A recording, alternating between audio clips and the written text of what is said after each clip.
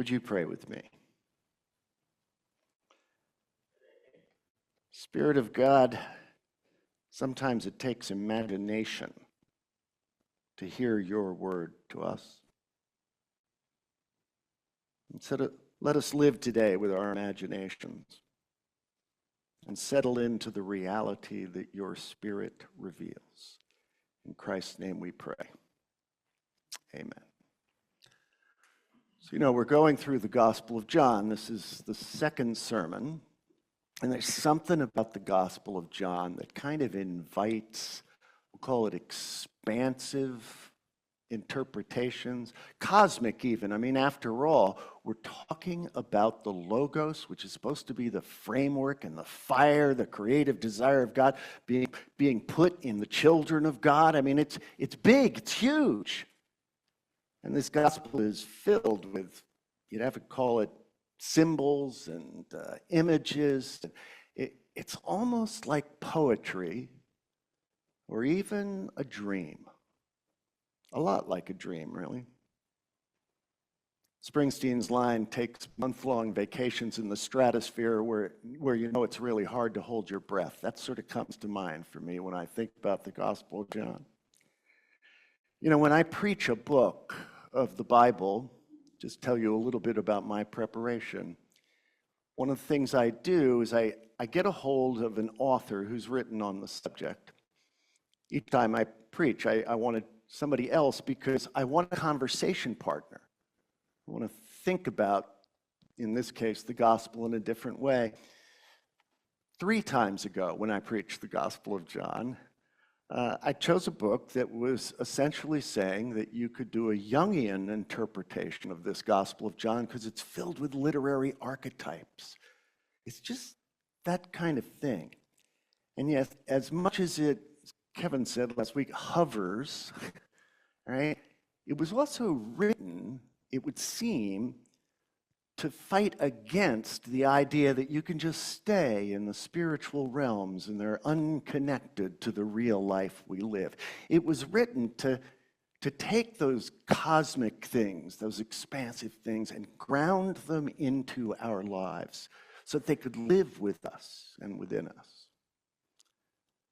But we can engage this gospel a little differently because of what it's like. And so we might treat it as the dream. The Bible consistently thinks that God reveals things to us in dreams. The Chippewa Indians, in fact, most Native American tribes, they thought dreams were public affairs. People helped one another understand dreams. It's like they were gifts to the whole tribe. There's a scholar named Jeremy Taylor who did a lot of work trying to get Christians to understand how to understand dreams, that they were gifts to us that move us towards healing and wholeness, and that we can help one another understand them. The way you maybe do it is you help by saying, well, if it was my dream, this is what it would mean. And let the whole group kind of understand what it is. So, normally, I read a translation of the biblical text, New Revised Standard Version or the NIV or something. And as I've told you before, those translations, some of them are kind of word to word and wooden, and some of them are kind of thought to thought, and they flow a little bit, But then there are paraphrases. And paraphrases takes it a whole step further, and the person who writes the paraphrase is really reading the text, trying to tell you what it means at the same time, right? Which means that you could maybe disagree with it more. So what I did is I printed the text in your bulletin, but I don't want you to look at it while I'm doing this reading because I've paraphrased it. Maybe during the moments after the sermon, when we sit quietly, maybe you read it then and ask yourself, did he get it right or get it wrong? Okay? But you listen for the Spirit of God as it brings a word to you. I had a dream. It was on a third day which in the back of my mind I knew was when new life rises up. I was at an ancient wedding in Cana of Galilee, one of those week-long celebrations. Jesus' mother was there, and I was excited and maybe a little bit curious because I knew that Jesus and his disciples were invited too. People were milling all about. Then there was a crisis. Word started to spread. The wine had run out. It made me feel real uncomfortable, worried even. Then the dream morphed, as dreams do, and I heard Jesus' mother tell him there was no more wine, as though she expected something from him. And he turned to her with this indecipherable look on his face and said, "Why is that my problem? This isn't supposed to be my moment." That didn't bother her one bit. Just like that, she told the servants, "Do what he tells you." And then she faded away. The scene changed. It was still at the wedding, but I could see that there were a few servants milling around, and there were these 6 stone water jars, the kind the Jews used to use to purify themselves to meet God. The jars were pretty big. Each of them held about 20 or 30 gallons, and Jesus was standing next to them. And he told the servants to fill them up with water. Then, you know how things happen in dreams. In no time, the jars were just filled to the brim. Next, Jesus told the servants to draw some of the water out and let the steward, who was in charge of this wedding, let him taste it. So they dipped a long-handled cup in the water and took it to the steward. I followed along and I watched as he first took a taste from the cup and then realized it was wine. And not just wine, it was really good wine. He smiled. The crisis seemed to be averted, but he couldn't figure out how. Where'd they get more wine? The servants kind of shuffled their feet and looked down, not wanting to be put on the spot, but they'd figured out what had happened. Jesus had turned all that water, 175 gallons or so, into wine. Just then the bridegroom walks up. Somebody had called him. He didn't seem to know why, but he knew something was up.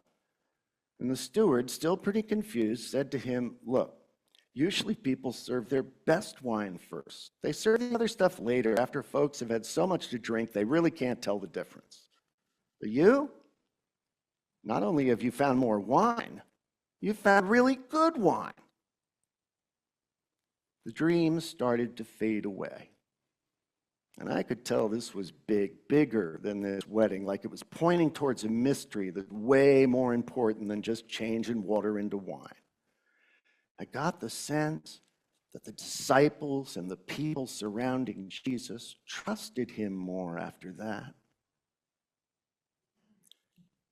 Come to think of it, I did too. Grass withers and the flower fades, and the word of our God does indeed stand forever. So what if it's your dream? I mean, one of the things you do when you interpret dreams is you try and go through the elements of the dream, figure out, well, what might they mean? How do they apply to my life? So this thing starts with a wedding, of course, and for months, years, I've been telling you that having 2 people come together and make one more beautiful whole is one of the major narratives in God's Bible, in God's Word. It's the way God works. It's the way evolution works, the way creation unfolds. It's the way things are. Take 2 hydrogen atoms and an oxygen atom. Right? In order for that to come together to make H2O water, right, all of those atoms have to give up some of their autonomy so that they can live in relationship with one another. And what comes out of it? Flow, the milieu in which life can emerge, 2 becoming one that's greater than the individual parts. And it happens in marriages. For whatever reason, I was thinking about my mama and Papa T this week. They died a couple of years ago. These are people that lived across the street from me. I've mentioned them before. The Wizard and the Prophet is how I thought of them. My Papa T was a comic book artist and drew strong, almost Amazonian women. He had a sense of the powerful feminine in the work that he did. He was sort of almost the epitome of the creative advance of novelty. He just had this creative urge and push. And when we were young, 10, 11 years old, my friends and I would sneak out of our sleepovers and we'd go over to Papa T's house because he worked at 2 or 3 in the morning. His studio was on the second floor of the picture window, but beneath the picture window was the roof of the porch. And we'd go over and we'd just hang out and talk to him. And one night it occurred to me, Papa T, it's 3 o'clock in the morning and you're working. You work really hard. Samuel, I haven't worked a day in my life. And that and a number of other comments from him over the years made me yearn for something that I could do that my heart and my energy could get behind, something constructive. That was what I sought. Mama T, a strong moral center. She just kind of knew when things were off. Remember when we had those computer cards first came out with the punches in them that got information, Always said on those cards, don't fold, spindle, or mutilate. Mama T got one of those cards, she would always very neatly put a staple in the middle and mail it back. Somehow she knew. She knew that this was not necessarily good for humankind. One day, I was, maybe 8 or 9 years old. We had some developmentally delayed twins in the neighborhood, and I'd said something mean to them, kid stuff, don't remember exactly what. She did something very unusual. Usually people told my parents, because, I was the preacher's kid and had to be perfect, but not Mama T. She sat me down and she indicated that I was special to her, and she was disappointed. And she wanted me to understand that you have to know why people are the way they are before you open your mouth. Now, from time to time, I hear from people that I am the least judgmental person they know. Now, I don't know if it's true. I hope it's true. But when it's true, it's in large part because of my Mama T. The Wizard and the Prophet came together and helped to form me and so many other kids in our neighborhood, you wouldn't believe it. 2 coming together to make a greater one. This creative advance, the center of God's will moving forward. So that's the wedding. That's what's going on here. It's this moment and something moving forward. Then, of course, we have the wine, which in the Gospel of John is always kind of mixed up with the image of blood. And at the center of that is what you'd call life, but not just biological life, the energy of life. I don't know if you're familiar with the word cathectic energy, but it's the energy that lives inside you, that drives you, that moves you forward, the thing you really spend time on because it matters to who you are. It's that cathectic energy in it. And this wine, it was abundant, it was huge, right? It's the kind of thing that just moves and takes you off your feet. Like the Huguenots, who at the moment when Germany was rounding up the Jews in France, send them off to concentration camps, hid them, protected them. They were asked why they did it later, why'd they put themselves at risk. They said, what do you mean, why? What else were we going to do? This was what needed to happen. Yeah, if you have wine, if you have life living in your soul, that's exactly the truth. That's what happens. Martin Luther King Jr.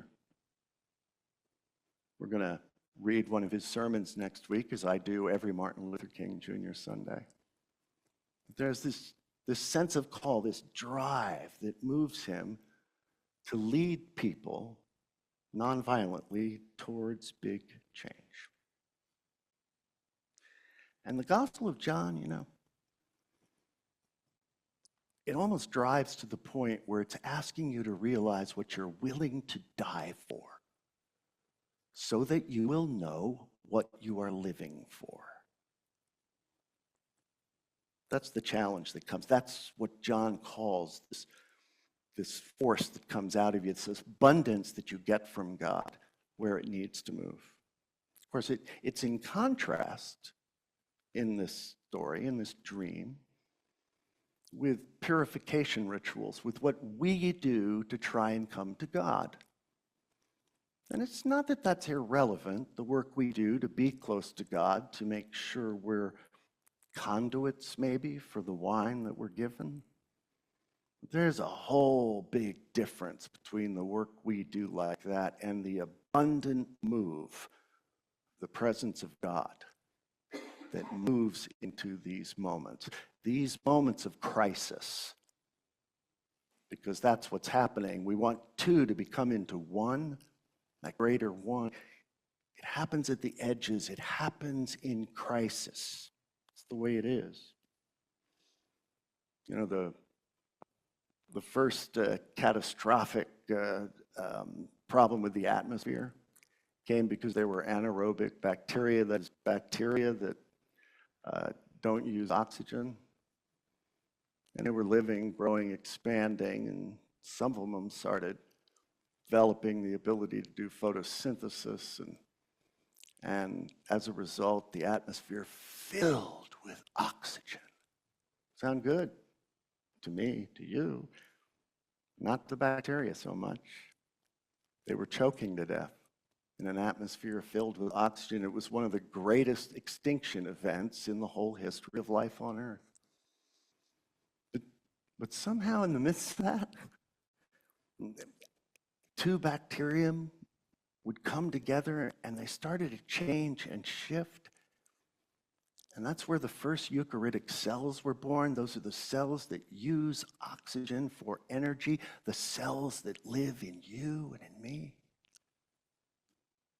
In a crisis, the creative energy of God moves forward and changes everything. And we can see it too every time we get an infection. All of a sudden, the resources of life well up within us and start to heal. Be more prosaic, but also quite beautiful. Years ago, I'm forgetting the year, but I was there in Manhattan when the lights went out. I mean, nothing. No street lights, no traffic lights in Manhattan. And some people, they felt this urge, they felt this call, they needed to help with the traffic, so they would stand in the middle of the intersections and they directed traffic. Now that's pretty cool, okay? What was really cool is the drivers let them. There's something about that move in the midst of crisis, that energy that our God brings. It's quite remarkable. But we can't forget in this dream that there's something else that has to happen to move things forward. Right? The feminine has to be present, and that's Jesus' mother. The feminine, it conjures up the impossible. It's generative, it nurtures. Remember my son's best friend when he was, 5 or 6 years old. His mother told me this, that he learned how babies were made. They grew inside mom and so on and so forth. And his reaction was, "Nah, you're lying to me." conjures the impossible, the feminine does. And there has to be something like that that happens when you're in a crisis and you need to get two to come together to be one. It's outside the box thinking. It's the ability to let go of what's there and reach for something new. And it requires us to be young, not necessarily in age, but young in our souls, because it is young souls who are willing to let go and try something new. In contrast, it's interesting that it's the mature feminine that has authority when it speaks. You just know.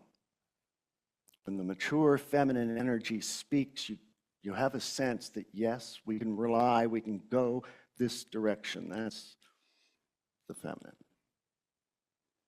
And of course, we have the servants. Nothing happens without the servants, right? And there they are doing the work that they're told to do, maybe like I might. But the other thing that's interesting about the servants is they're the ones that see the work that Jesus is doing. They're the ones that see what God's unfolding. They get to have a sense of what might happen next. So here's the question then I ask myself. Is this dream true? Does it offer me some truth? Does it give me some sort of vision for what might happen in the world? Well, I've seen water turn into wine. I see it all the time. I've seen that abundant grace of God move into the world and change things.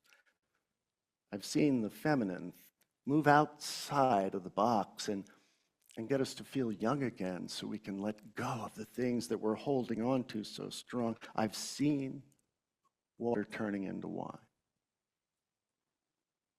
I've seen it in how we've learned to parent over the generations. You know, I grew up, and it took me a while to get over this. I think my father was 102 before he said something complimentary about me, or he told me he was proud of me. Okay? My dad was not a bad guy. Why would he do that? The answer is that that's how he thought he should do it. He was doing it out of love for me. He was trying to help me to grow up and become perfected, and that's what he thought we'd do. I see the changes. I see us able to let go of those things because we don't really parent our children that way anymore. Sometimes maybe we've gone a little bit too far the other way, giving everybody a trophy and all that, but we're learning. We're learning they're not little adults.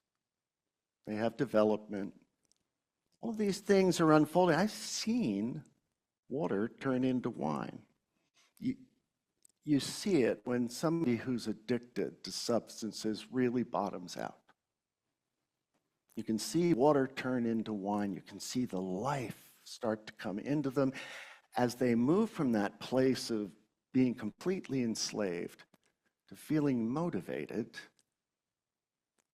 to grasp hold, to trust in that grace of God, and climb themselves out of addiction.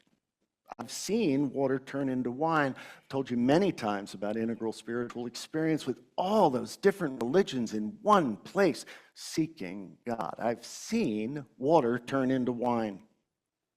See it in my 7th graders on a regular basis. As their little imaginations pop and they try and understand how the world works together. And I see it right here. Right here. I've seen water turn into wine. When I walked into this church, we were running $25,000 deficits. We had a balanced budget this year, and we came under it at the end of the year. Water turned into wine because people gathered together and tried to figure out how to manage this. The energy, the fluidity of God, letting go of things we used to do in order to do things a different way that would bring us to greater help. That's not the only place I've seen it. We talked some about Redbubble and Blue Bubble and all that. And I have a deep desire that there can be communication among us. And then someone in the congregation invites me to lunch, somebody more from Redbubble land. Yeah, we need to talk. That needs to happen. I've seen water turn into wine. So that makes me wonder then, what might my dream be now? Where might this servant see the work of God trying to bring two things together to make one greater whole? And I'll tell you what it is. I'll tell you my dream. We're in the midst of a crisis. People have walked away from the church, and in so doing, they've walked away from the sense that they have any greater purpose than themselves. Entirely self-centered, and as a result, society is fractured, tears itself apart. In the midst of that crisis, we are developing more and more ways to divide ourselves, to make life difficult, or is it easy? Let's take AI. In my dream, I see a world that is increasingly moving people apart because you can't trust anything. You can't trust the videos you see. You can't trust what people are saying. And as this crisis unfolds, I have this dream that this is the place that people will be able to come and say, okay, here is a community where I can heal, because this is a community where I can begin to trust again, where God's purpose can start to fill my life. Now, we need to be ready for them, and I don't just mean us, I mean the whole church.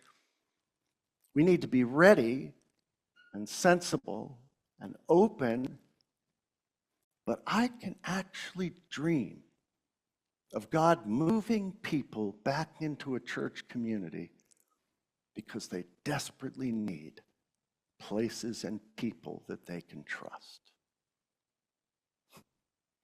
That's my dream. It's what I'm willing to die for, actually. And so it's what I live for. It's what keeps me young, no matter my age.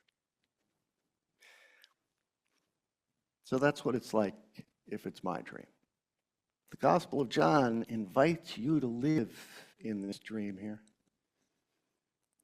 Spend some time imagining how it's unfolded in the past, how it unfolds in your life right now, so that when you come away from that dream moment, you can look at the world and see God's truth in the real world. And then you'll have a sense of what your dream might be, of what you want to open your heart, your energy, your servant will, as it were, to help creation move forward. So I just have to ask you that. What if this was your dream? But I'd like to sing this blessing to you. Those of you who know the song really well will see that perhaps I've paraphrased it, which I normally wouldn't have the temerity to do, except I just did that to the Gospel of John.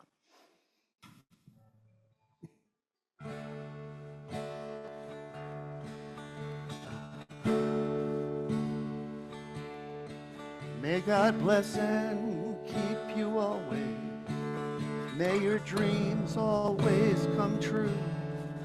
May you always do for others and let others do for you.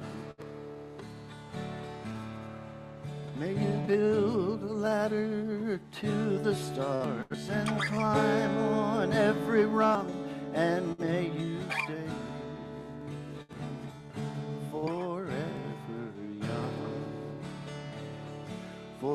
forever young, forever young. May you stay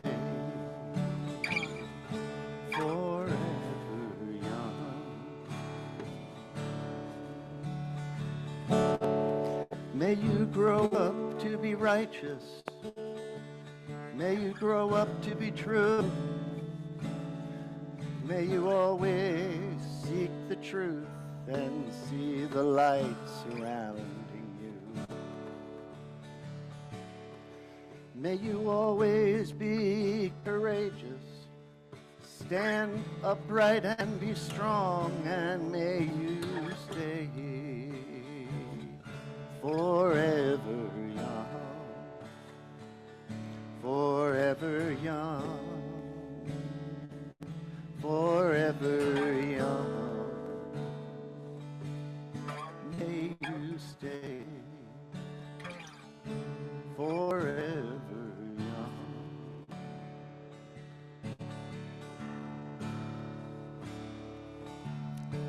May your hands always be busy. May your feet always be swift.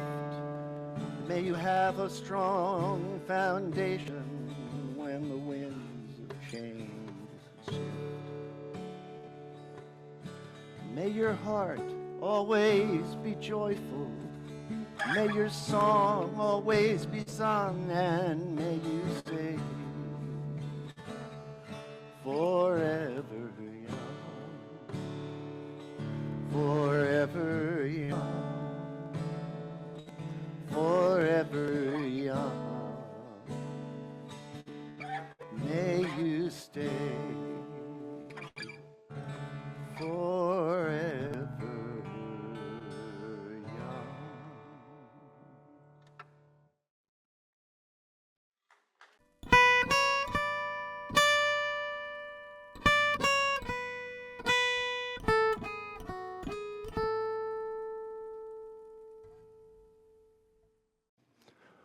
Whatever burden weighs you down, whatever flaw, whatever trauma you've experienced or dream that's been left unfulfilled in your life, you can know this. You are an expression of the creative love and power of God. You cannot be separated from God's love. God seeks your perfection and not your destruction.